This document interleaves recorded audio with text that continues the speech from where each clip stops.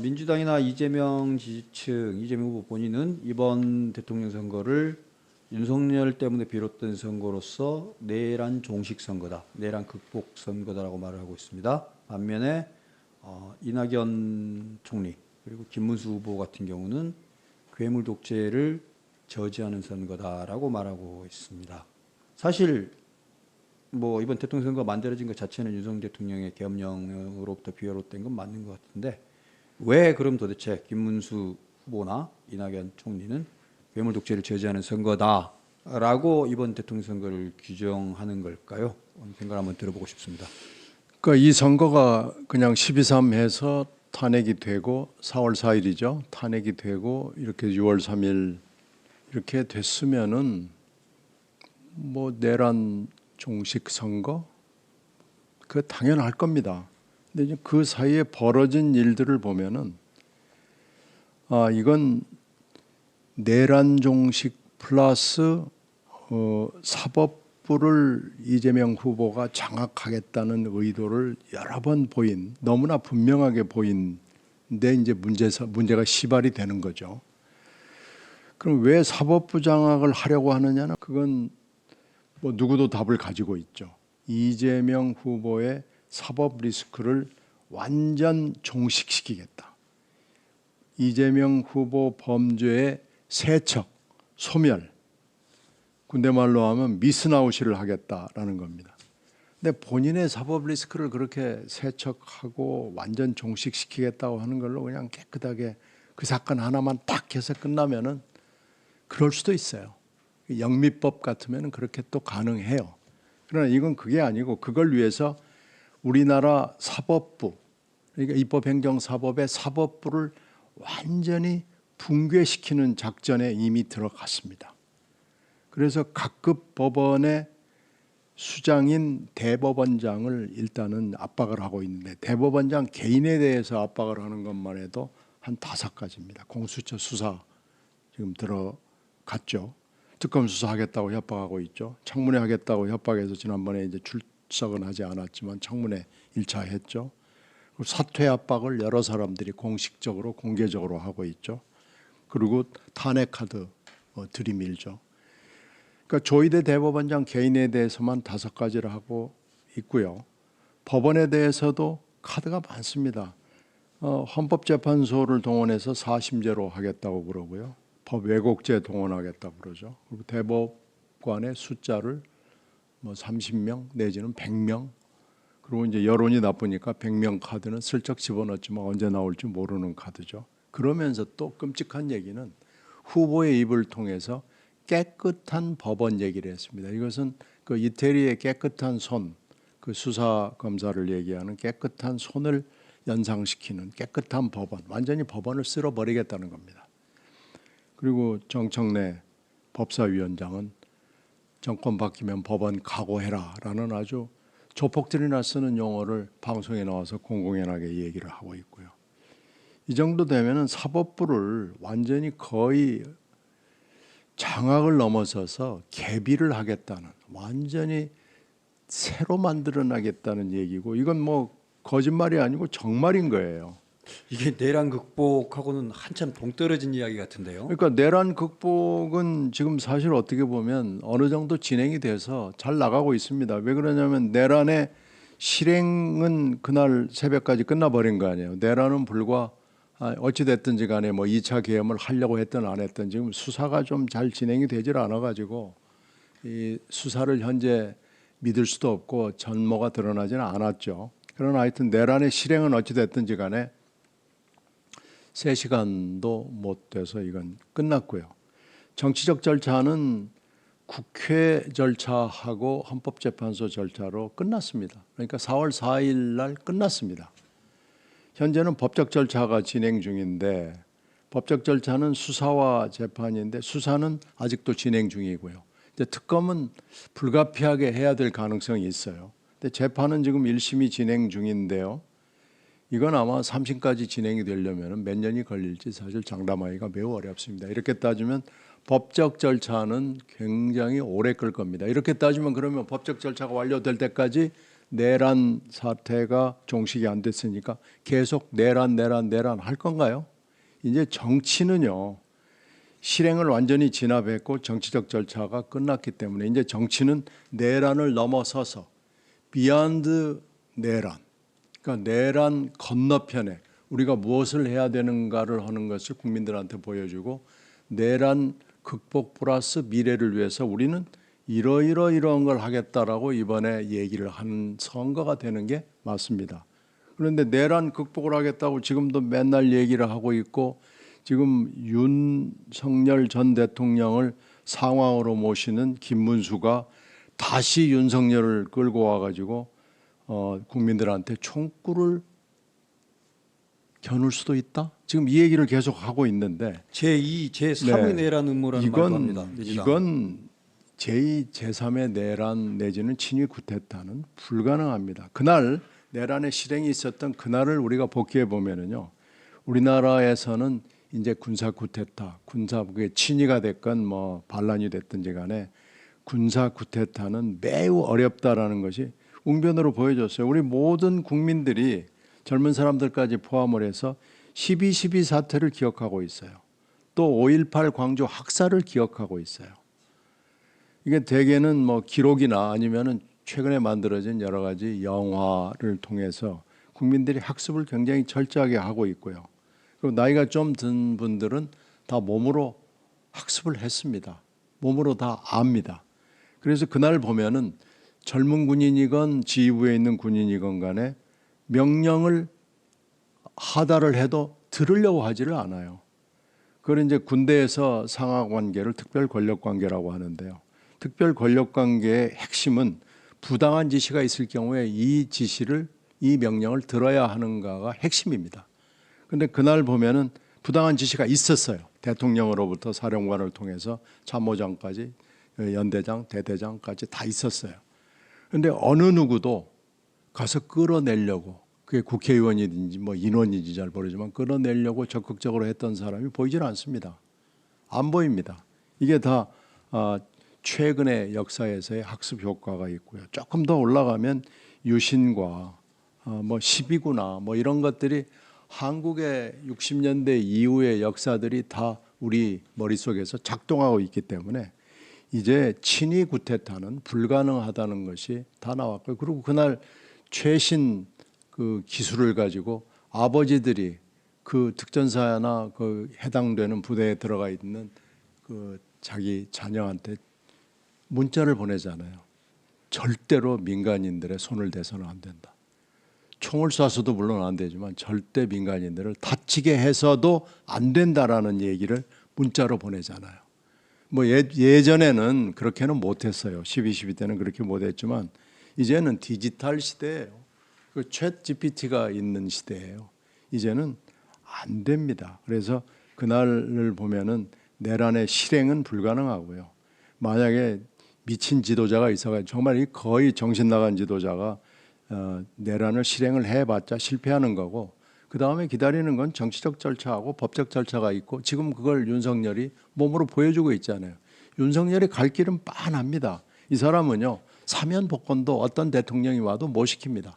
그렇게 따지면 내란은 사실상 이제 법적 절차만 남겨두고 있고 이 법적 절차는 굉장히 오래 갈 수밖에 없습니다. 그래서 이번 선거는 물론 내란을 심판하는 선거인 것은 맞아요.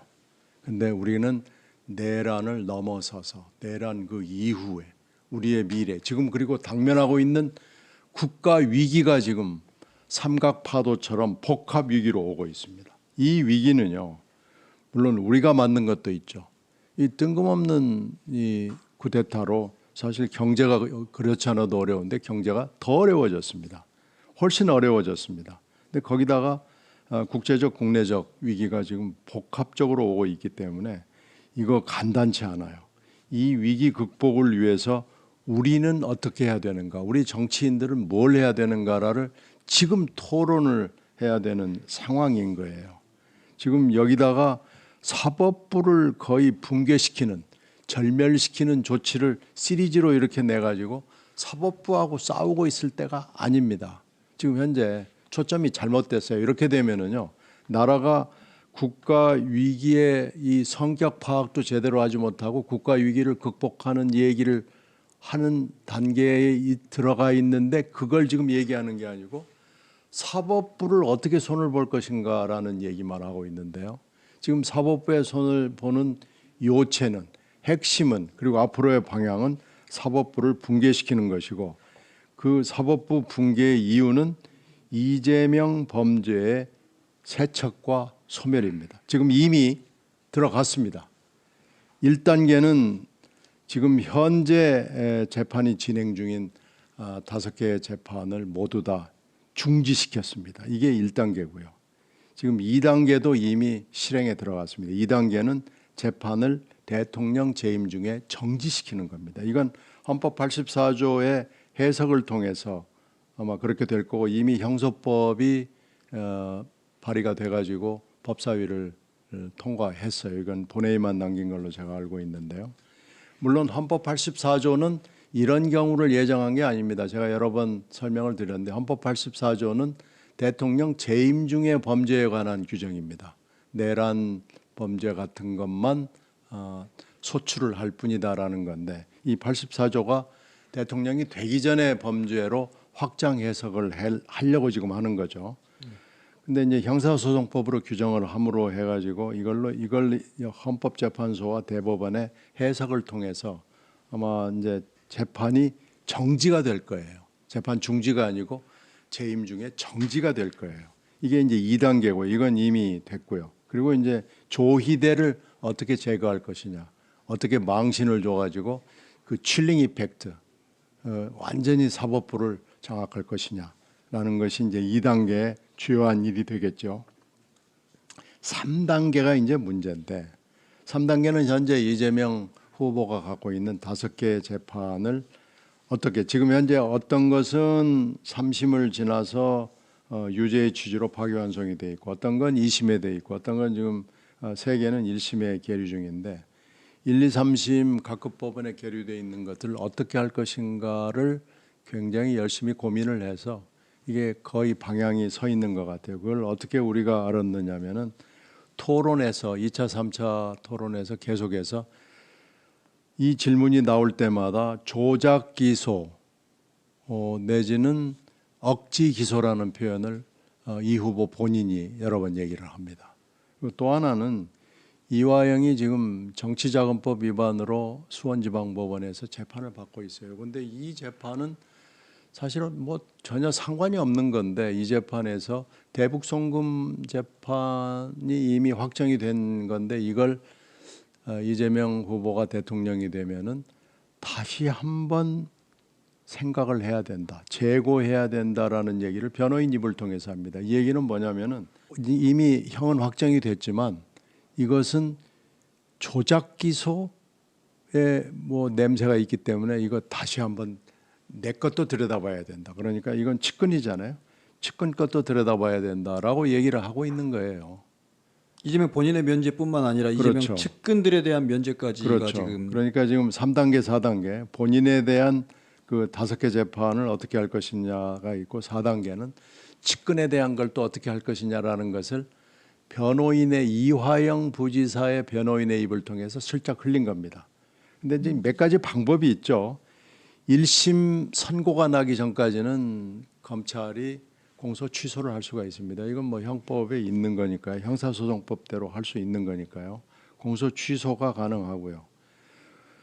그리고 2심이나 3심에 계류되어 있는 건 공소 유지를 엉망으로 할 수가 있어요. 사실 검찰권이 행사되는 것 중에서 제일 무서운 것은 기소를 하는 데 있는 게 아니고 불기소를 하는 데 있습니다.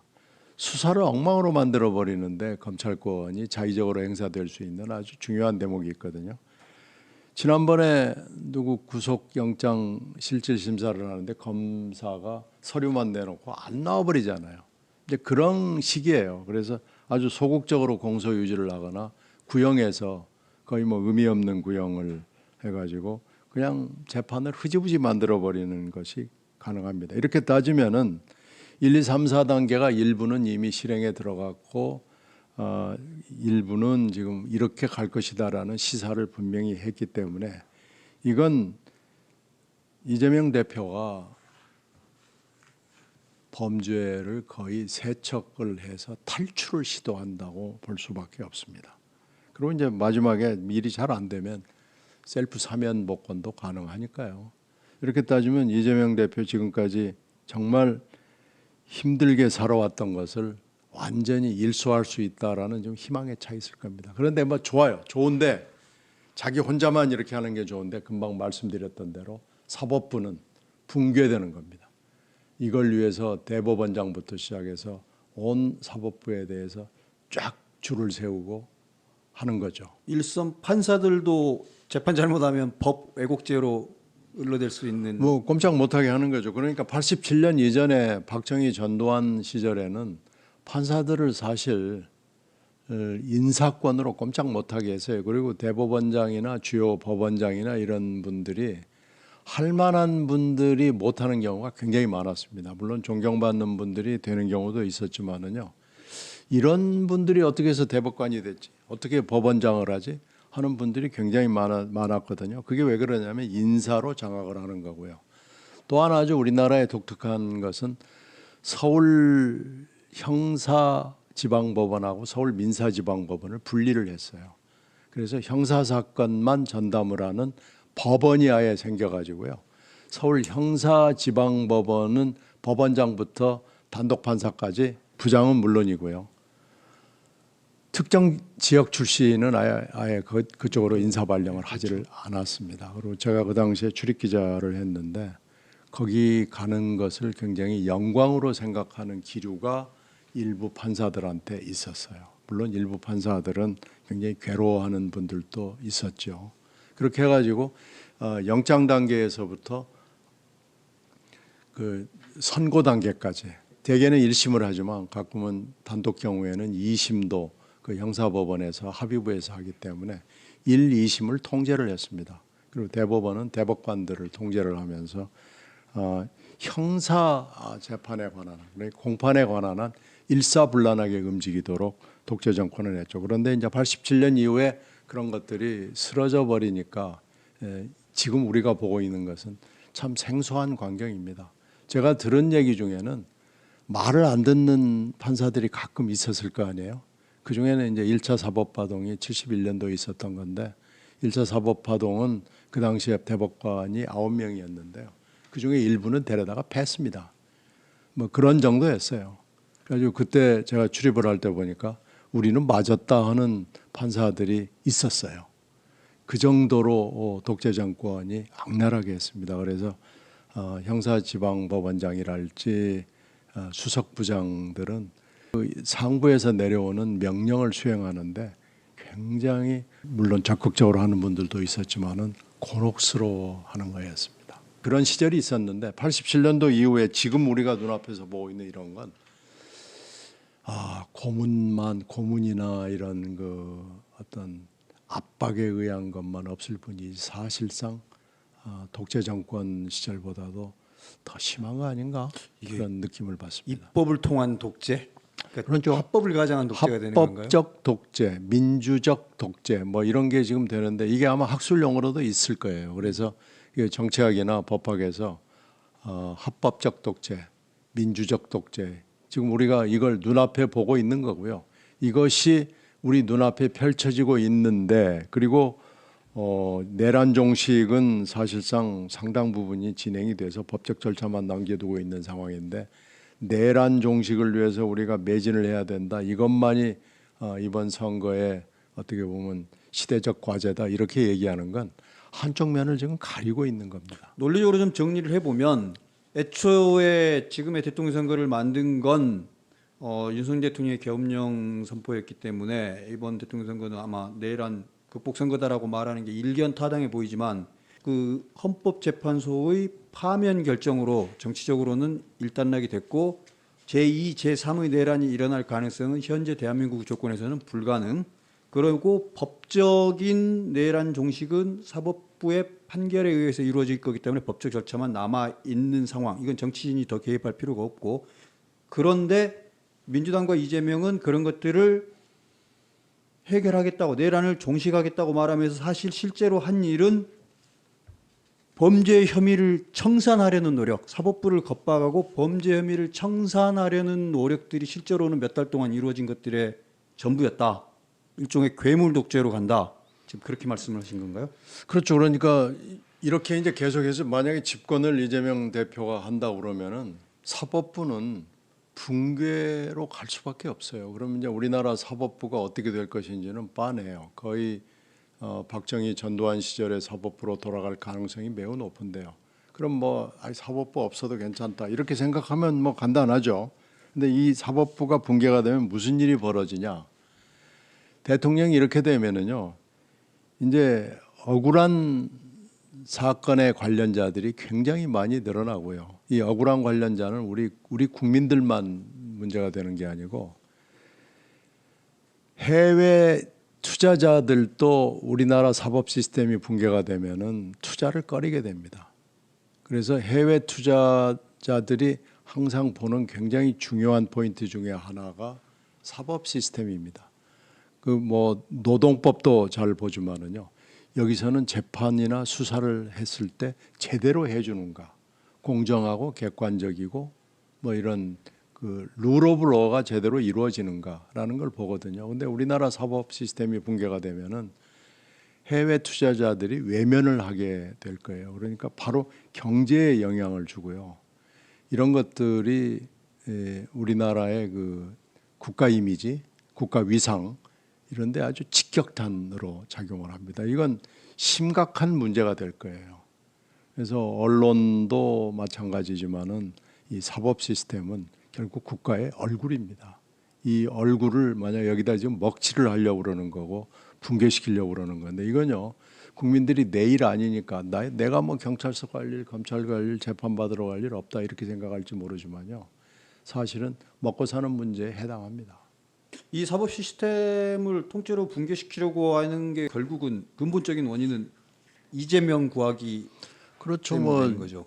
라이언 일병 구하기식으로 지금 이재명 구하기인데 이재명 후보는 이거 뭐 내 건 한 건인데라고 생각할지도 모르겠어요. 그 내가 뭐 지금 본인이 생각하는 것처럼 억지 기소, 뭐 조작 기소를 당해서 이렇게 된 거지. 난 지금 억울하다라고 얘기할지 모르겠어요. 근데 설령 억지 기소라고 하더라도 이렇게 사법 시스템을 붕괴시키면서까지 해야 될 일은 아니죠. 만약에 정말로 억지 기소고 조작 기소라고 그러면은 다른 방법이 얼마든지 있습니다. 이렇게 대법원장을 겁박하고 판사들을 다 겁박하면서 이렇게까지 하면서 내 죄를 탕감을 하려고 그러는 건 이건 국가 지도자로서 맞지 않는 얘기입니다. 예. 이걸 여쭤보겠습니다. 그래도 김문수하고 같이 하는 건 좀 너무한 거 아니냐? 내란 세력과 공조한다는 건 좀 해괴하다. 오늘 이재명 후보는 해괴하다라는 표현을 쓰셨는데요. 김문수와 같이 한다라는 이낙연 총리의 판단, 결정. 이것이 해괴합니까? 해괴하지 않습니까? 아니 지금 어쩔 수 없는 선택이죠. 지금 현재 당선 가능권에 들어와 있는 두 후보가 있는데 한 후보는 사법부를 붕괴시키려고 하고 결국 나라의 미래를 지금 바꿔먹는 거고요. 한 후보는 마음에 들지는 않죠. 그런데 그런 정도는 아니잖아요. 지금 내란 세력하고 가까웠던 사람인 건 맞잖아요. 그 윤석열 밑에서 노동부 장관을 했고 지금 현재도 윤석열 문제만 나오면은 깨끗하게 얘기를 못 하고 있는 건 맞잖아요. 그리고 이분이 이제 행적을 보면은 뭐 정광훈 목사 같은 사람하고 또 한때는 또 가까웠던 것도 뭐 맞는 것 같아요. 그건 맞아요. 그리고 뭐 가끔 인식이 보면은 이 사람이 노동운동을 했던 사람, 노동부 장관이 맞나 하는 인식을 갖고 있나? 왜 어떻게 이런 인식을 가질 수가 있지 하는 건 맞아요. 근데 지금 한쪽이 너무나 분명하게 우리나라 뭐 삼권 분립 시스템을 정면으로 공격을 하면서 특히 사법 시스템을 붕괴시키겠다고 지금 그 뜻을 감추지 않잖아요. 깨끗한 법원이나 사법부 너희들 각오해라 이런 말을 할 수 있는 사람은 대한민국 안에서 없습니다. 이건 그쪽에 몇 사람 빼고는 지금 없는 겁니다. 그리고 전 세계를 돌아다녀 봐도 이렇게 법원 너희들 각오해라 이렇게 독재국가 아니면 불가능하죠. 얘기하는 사람은 좀 찾기 쉽지는 않아요. 독재국가에 가면 이제 가끔 있을 수 있지만은 우리나라 역사적으로 봐서도 박정희, 전두환 이렇게 뭐 법원을 아주 철저하게 장악했던 사람도 법원 너희들 각오해라라고 술자리에서는 얘기할 수 있지만 공식적인 자리에서 이렇게 얘기하지는 않았어요. 지금 제가 기억나는 것만 두 가지입니다. 민주당 김민석 의원은 이재명 유죄 나오니까 시위하면서 서초동도 그게 법원에 있는 것이죠. 서초동도 국민의 땅이다. 막 이러면서 분노를 표출하고 정책내는 법원 각오해라고 겁박하는. 아니 이렇게 얘기하는 정치 지도자들은 우리나라에 없어요. 그리고 지금 뭐 모든 국민은 아니 모든 권력은 국민으로부터 나온다는 헌법 1조를 금과 옥조로 생각하는데 사실 권력은 나누어야 되거든요. 권력은 지금 3권으로 나눠져 있지만 실제로 권력은 3권보다는 훨씬 잘게 나눠져야 됩니다. 3권 플러스 알파예요. 그 중에는 감사원도 사실은 독립적으로 움직여야 되고 중앙은행도 독립적으로 움직여야 되고요. 언론도 어떻게 보면 권력 중에 굉장히 중요한 거기 때문에 언론도 독립적으로 움직여야 되고요. 그래서 이 나눠져야 될 권력을 얼마나 효과적으로 서로 체크 앤 밸런스를 할 수 있게 하느냐라는 것이 민주주의의 핵심 요소거든요. 그러니까 모든 권력은 국민으로부터 나오니까 국민 하나만 섬기면 된다라는 것은 그건 선언적인 거죠. 그걸 금과 옥조로 해가지고 하는 건 뭔가 의도가 다른 데 있는 겁니다. 아까 말씀하신 대로 정치적 내란 종식은 완성이 되었고 파면으로 완성이 되었고 사법 절차를 통한 내란 종식은 재판이 끝나면 끝날 것이고 민주당은 이번 내란 종식 선거라고 말을 했지만 실제로 표지는 그렇게 걸어놓고 실제로 진행된 건 사법부 장악, 괴물 독재, 사법부 장악 그리고 어찌 보면 장기 독재 음모까지 그렇게 돼 있어서 지금 가장 중요한 시대적 과제가 바로 그런 사법부 장악과 민주주의 파괴, 장기 독재 음모 이런 것들을 저지하는 게 지금 가장 중요한 이번 선거의 시대 정신이다. 그렇죠. 장기 독재 음모도 후보의 입을 통해서 사실은 좀 새어 나왔죠.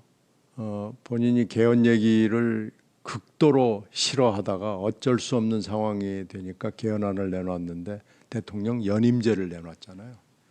그래서 왜 중임제 다른 사람들 다 중임 그러는데 연임이냐 그러니까 말을 제대로 못해요. 2022년에 이재명의 개헌 공약은 4년 연임제가 아니고 중임제였습니다. 그런데 그렇죠. 이번엔 왜 연임제로 바꿨는지 저도 모르겠습니다. 근데 이제 설명을 제대로 못해요. 그래서 여러분들이 의심하면은 그러면 1차 연임이라고 뭐 말을 바꿀 수도 있지 않겠습니까? 그러면서 그럼 중임으로 바꾸겠습니다. 뭐 이러면 간단할 일이고요. 헌법 128조 2항 문제 현재 대통령은 임기를 연장하거나 중임제 개헌을 할 경우에 이제 해당 사항이 없다, 해당되지 않는다라는 조항을 없애버리는 개헌을 할 수도 있지 않느냐는 질문에 대해서 뭐 중언부언해요.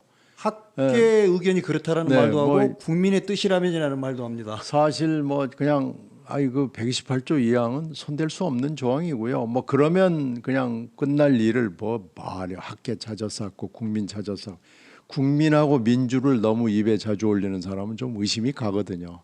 그러니까 이게 128조 2항을 손댈 수도 있고 아니면은 연임제로 하면서 나는 연임제 개헌이니까 이 128조 2항과 해당이 없다라고 해서 빠져나갈 수도 있고요. 그런 가능성과 의심을 하지 않을 수가 없는 일을 하고 있어요. 그것은 장기 집권, 그러니까 만약에 개헌이 이루어진다면 5+8 그러면 13년 아니에요? 네. 13년 장기 집권을 하겠다. 그리고 그 13년 끝에는 또 다른 자기가 친애하는 후임자를 내세워가지고 8년 더해서 그러면 몇 년 되나요? 5+8+8 하면은 뭐 하여튼 그렇게 해서 뭐 죽을 때까지 하겠다는 생각을 하는 건지 뭐 잘 모르겠는데요. 그런 가능성이 없다라고 딱 단칼에 잘라버릴 수도 있었는데 25일 기자회견에서 그걸 단칼에 자르지 못했습니다. 안 했습니다. 말이 길어지는 것은 그 가능성을 염두에 두고 연임이다 중임이다 가지고 말장난을 지금 하고 있는 건데요. 그런 말장난을 하는 걸로 봐서는 장기 집권의 의도가 분명히 어딘가에는 깔려 있다라고 최소한 욕심은 있다. 의심을 할 수밖에 없고, 그게 물론 한국 상황에서 가능하지는 않을지 모르지만 본인의 머릿속에는 들어가 있다라고 추정을 하지 않을 수가 없습니다. 그걸 저지해야 한다라는 말씀을 그래서 괴물 독재 저지가 이번 대선의 시대 정신이다. 그렇죠. 이제 그래서 자꾸 국민 찾아 쌓고 뭐 어쩌 상권 분립이 필요 없다는 얘기가 또 민주당 안에서 나오고 뭐 이러면은 삼권 분립 붕괴, 장기 집권 가능성 뭐 이런 것들을 의식하지 않을 수가 없는 상황이 지금 눈앞에 펼쳐지고 있는 겁니다. 그래서 지금 내란 종식은 사실상 어떻게 보면 상당 부분 절차가 진행이 돼서 이건 사실 끝난 거예요. 그리고 윤이 다시 상황이 돼가지고 제2, 제3의 계엄을 한다. 김문수가 다시 대통령이 된다면 계엄을 한다라는 것은 소설에서나 가능한 일이지, 김문수가 그런 일을 할 수도 없을 뿐더러 김문수 머릿속에는 이런 건 존재하지 않습니다. 김문수가 물론 문제가 있는 후보인 건 맞지만 김문수가 이런 정도로 제2의 쿠데타를 일으킬 수 있는 사람이거나 장기 집권을 할 수 있는 사람이 되지 않아요. 그런 점에서 봤을 때는 지금 현재 그 이낙연 후보가 문제 제기를 하고 있는 이 부분은 상당히 근거가 있고 객관적이고 이건 근심할 만한 일이죠. 이건 노파심이 아니고요. 정말로 눈앞에 벌어지고 있는 현실이고 현재고 미래의 가능성이 굉장히 높은 일이기 때문에 이 이낙연 대표의 얘기를 경청을 할 필요가 있습니다. 질문 하나 더 드려보자면 국민들 사이에 특히 중도층 사이에 독재 포비아, 그러니까 이재명 손아귀에 모든 권력을 다 주어주면 안 되겠다라는 독재 공포증이라고 그럴까요? 이런 것들이 슬슬 퍼져나가고 있는 것 같은데 실제로 대한민국에서 입법, 사법, 행정, 언론, 정보기관까지 이런 모든 권력을 한 손아귀에 쥐었던 시절이 있었습니까? 그럼 박정희 전두환이죠. 군사정권 때. 네, 군사정권 때는 있었죠. 저는 그때 학생이었고 기자였고 그런데요. 사실 있었습니다. 그래서 그 당시에 우리가 생활을 할 때 보면은 막걸리도 함부로 잘 못 먹었어요. 막걸리 먹다 잡혀가고 택시 속에서 박정희 전두환 욕하다가 바로 경찰서로 들어가가지고 몇 년씩 옥살이 한 사람도 있었고요. 그 독재의 기억이 사실 저는 있습니다. 제가 좀 나이가 있어서 그런지 모르겠습니다만은 저는 그 독재의 기억이 분명히 있고요. 지금도 그래서 이 첨단 시대지만 전화를 할 때 아차 내가 이 얘기를 해도 되나? 뭐 그러는 때가 있어요. 지금은 물론 이제 녹음 때문에 공포증이 있는데 그때는 도청의 공포가 있었고요. 분명히 우리나라가 민주국가지라는 확신을 87년 이후에는 90년대 어느 순간 YS 시기, DJ 시기를 거치면서 이제 민주국가가 됐구나라는 느낌을 어느 순간에 가졌는데요. 지금은 확신을 하지 못하겠어요.